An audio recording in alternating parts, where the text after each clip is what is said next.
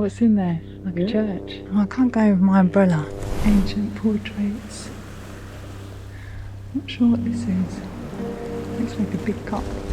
You can see all the crosses on the wall. No one enter any further. Somebody won't enter any further. Okay, so this is Ibn Qasi, a Moor emperor.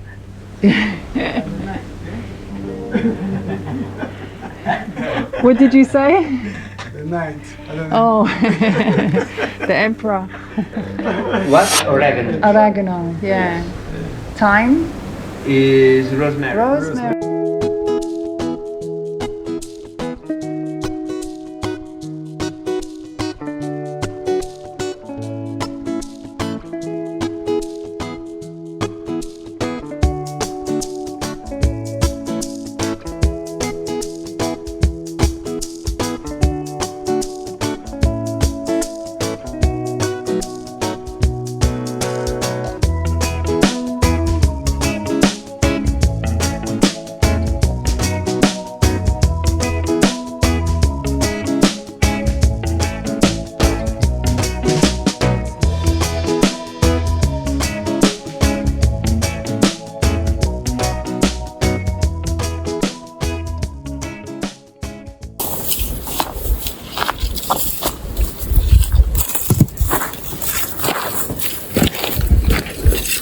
I didn't take the camera. I'm not sure if I got any good footage on the phone that I'll add into it.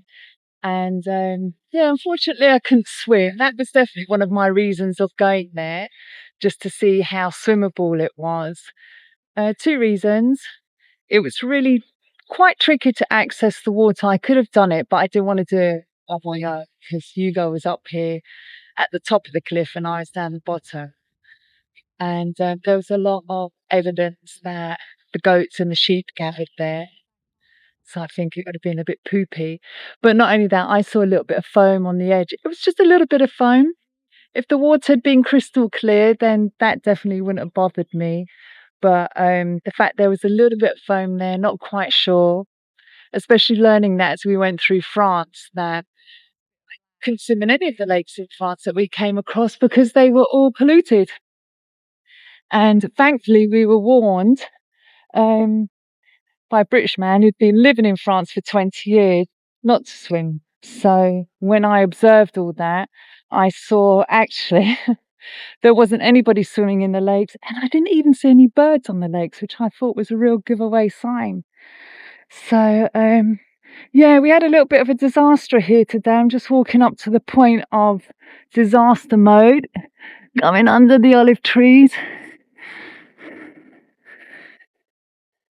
I'm not sure if you can see the depth down there. It's quite a deep valley and all olive groves along here, and then the river. But we got the drone out, and unfortunately I feel like, you know, I pressed Hugo to get the drone out and get some footage, although he's very cautious usually on like not taking the drone out if there's the slightest little bit of wind, because it can really blow it off course. And it is pretty breezy here, which we're definitely like thankful for, because it's still very hot. It's 29 degrees right now, and we're at the end of August. And yeah, so he took it out, he started to fly it, and then this big gust of wind came as it was going through that channel over here. In fact, this is the side of the building, and then as soon as it got to this point here, it started to spin with the wind. Our drone is no longer with us. So we searched through the app and listened, but there's absolutely no way of getting down there to see where it is.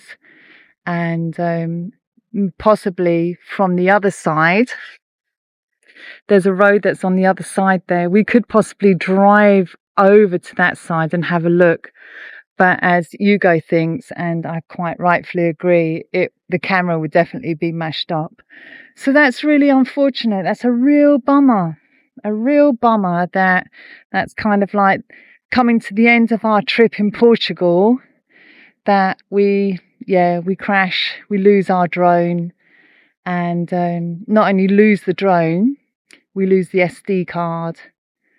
And yeah, it always kind of like makes you feel away when something like that happens. Yes, it's out of our control, that big gust of wind, but really and truly, I think if I hadn't pressed Hugo to get some footage, he would have listened to his intuition and not filmed.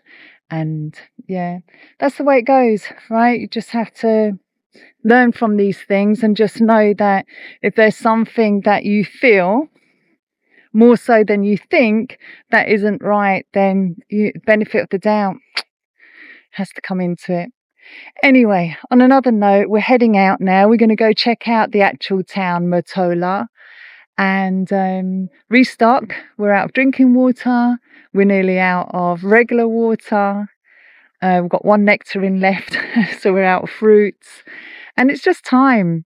And this has been a big lesson for me, is being able to let go and not be so attached. I can attach quite easily to people and places. And and part of this journey is really about moving when it's time to move. And that is with places, with relationships, with work, whatever it is that you can maybe also connect that to in your own life. Woo! And the flies have come out even more today. So it's been pretty flyless up until now. So that too is another sign. So onwards and forwards. Not sure. Might get another night or two in Portugal. We're very close to the Spanish border. And for those of you that haven't seen an olive tree before, this is an olive tree. I'm just going to see if I can find yes, there are some tiny, tiny, tiny little olives on here, but they're up at the top. Let me see if I can find some that are a little bit lower. Get off, fly. No. Oh, here you go. Here you go. Look at this. These are baby olives. Who knows when that tree was planted? It's got a real ancient vibration about this place. Maybe not like thousands of years old, but who knows? The flies definitely are thousands of years old. It is time to bid farewell to our lovely spot here in Mottola, or just outside of Mottola, a lovely little ancient village of Moorish heritage. And this is a little spot that we've been here for a couple of nights on the riverbanks of the Guadiana, and it's just been magical. It really has stolen our hearts. We've had a couple of days of not seeing absolutely anybody, being in real silence other than the sounds of nature, and just the abundance of space and just beauty. So we're definitely giving thanks for our time here. We'll definitely be back. Already done a little bit of research into, the possibilities of buying property in this area, which you can, absolutely. And it's fine for foreigners to buy and purchase in Portugal. And I wondered, because this is part of the national park, if there was any restrictions on that. And there isn't, because there are, but there aren't. It's not like full restrictions that you can't purchase property. You just have to abide by certain regulations. And one of them is, you can see here that this is an old ruin. We're not quite sure what it was. Maybe, I mean, we don't know. Hugo thinks maybe a church. I'm not sure about the church, but it's a reasonable sized building. It hasn't got a steeple or anything, but look at this view. This is what you'd look out onto.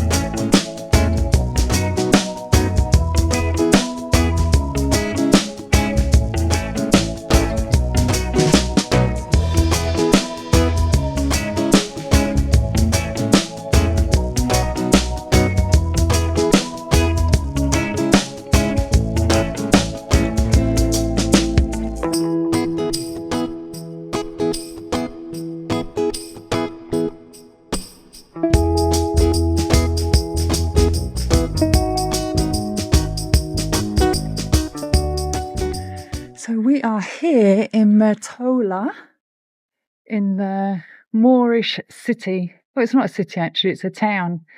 And we're walking up this cobbled street that's going to take us up to what is now the church, as you can see by the cross up there. But it actually was built by the Moors. And it's one of the... Let me come out of the way. There's a car coming up. This is one of the last standing mosques in Portugal, built by the Moors. And then when the requisition took place, Christianity took it on and converted it into a church. And here we are. A beautiful view. Down in the distance there's where we stayed for the last couple of days. It's hot.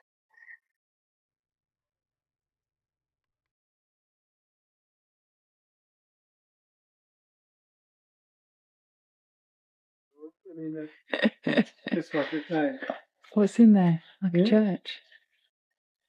Oh, I can't go with my umbrella.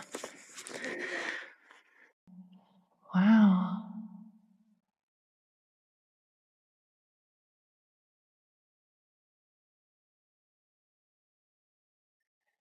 It's ancient portraits. Not sure what this is. Looks like a big cup.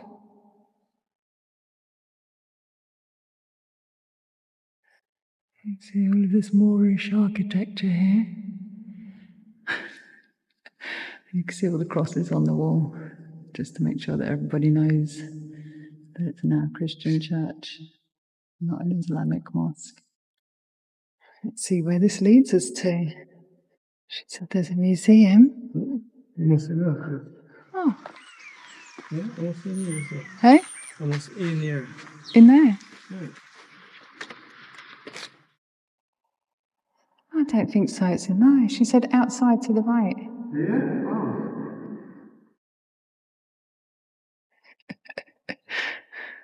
Unless you want to go in and have a little prayer. I think we follow it down. We could pull the door in here so it stays cool in there. Alright, so we're off to find the museum. Oh. He's clever. Oh, little museum tucked away. Poor Papa, pressure. Please close the door. Yeah, go on in you go. Should find him. Ooh.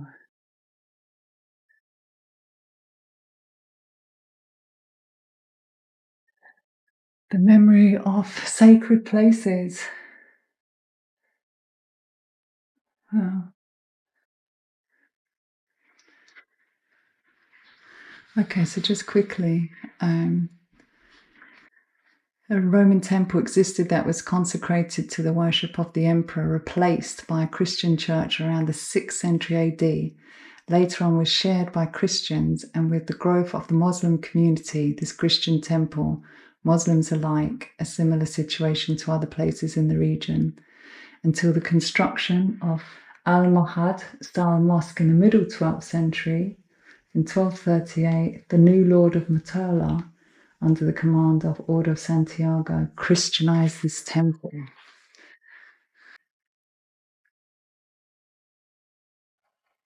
Go looking at it. Oh, it's coins, yeah. Portuguese coins, that was from the 13th century.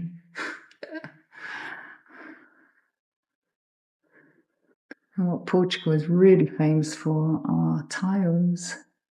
Seville tiles. I remember them in Jamaica actually. The tiles from Seville were supposed to be the best ones. Seville. Yeah. But it is, that's where they came from, that's what they're saying. So, and just a little view of the people's homes here. There's a little shade down there.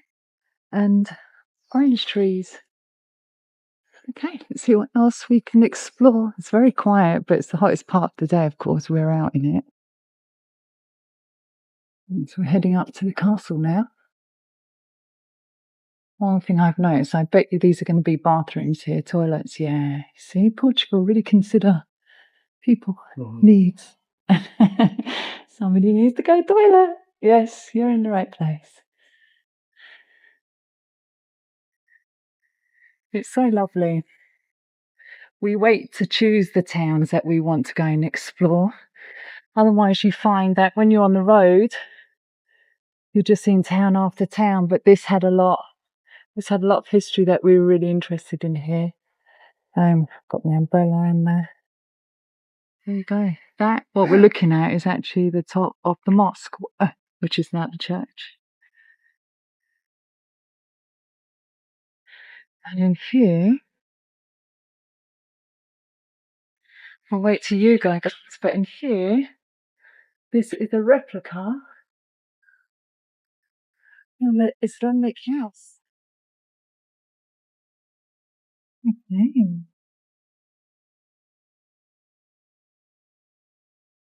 I guess we get to see weavers. Oh. Yeah. Don't worry. Oh, exactly. About things.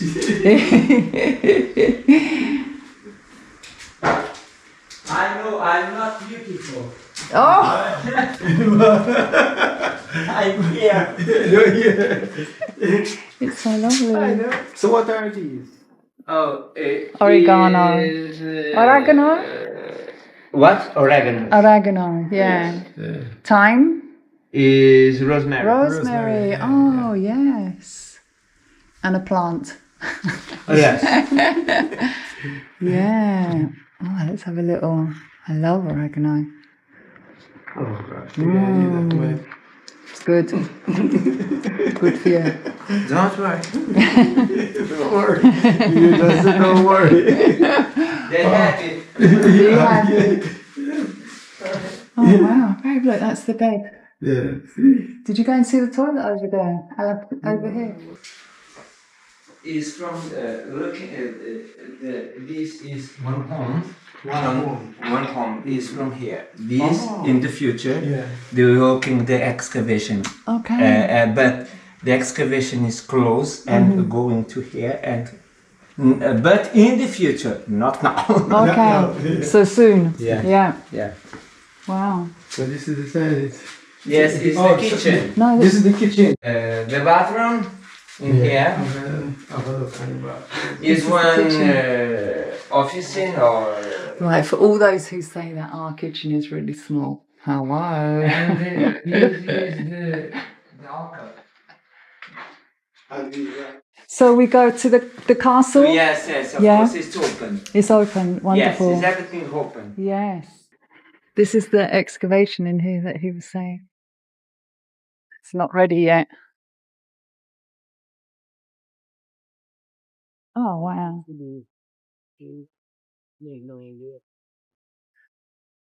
So this truly is, this is what he was saying, that they're still excavating. This would be a bench, somebody would sit on. Yeah, and all the little houses here and rooms that were built, what are we looking at? 1100, nearly 1,000 years ago. You guys are walking up there now. I don't know what's there. Maybe I should go and follow him. So let's go and have a look.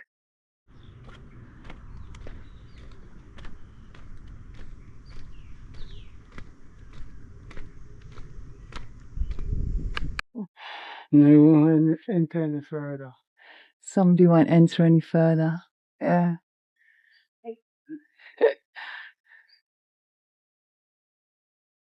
But what we've said about cemeteries, I'd be a bit respectful. I don't want to go in with the camera. But Portugal really keep their cemeteries really, really maintained. Look at that. It's like a little village. So Matola, where we are, is on the east coast of Portugal and just 50 kilometers from Spain. And the River Guadiana, which I showed where we were staying, used to be the river that would supply Motola would be the port, supply all the transportation of the boats going up and down in between Spain and Portugal and wherever they travelled from. So it really was a very busy port back in its day. Hence, it's getting windy. Hence them building a castle and a mosque here. So we're walking up to the castle now.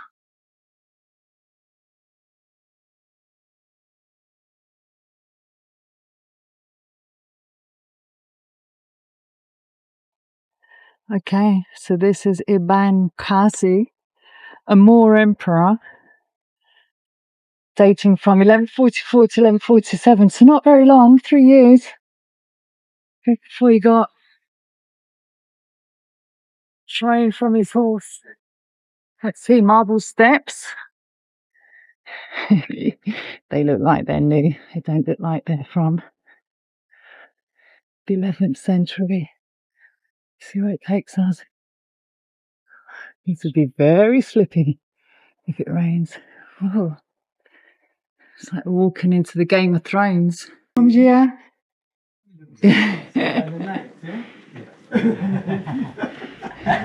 What did you say? The knight. I don't know. Oh, the emperor. The emperor, the knight.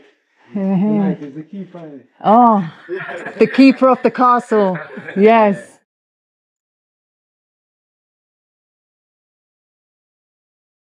Okay. Wow. One other. Okay, so the museum was there. Yeah, come on then. The museum people there. I don't think so. Oh, and this is like a little theatre. This, I just get it. It's like an amphitheatre, and that would be the stage up there for modern day. Hello, hola.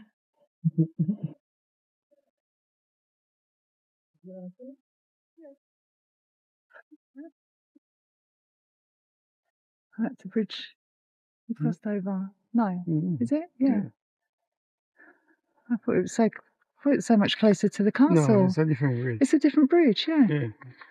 If you say that Yeah. bridge, it's over that side. You say it looked. Okay. I couldn't be. No, it can't be. Yeah. Angia, it's okay to come in? Yes. Hello. Oh. Tell me your country, please. England? This is an exhibition about the story of the casta. The video explained in English because the translators is in Portuguese. Okay. It's possible go up. It's another exhibition at the top. Okay. Okay. Can you watch the video? It's 12 minutes about the story of the casta. Okay. Yes. Yeah, absolutely. Oh, nice. Okay.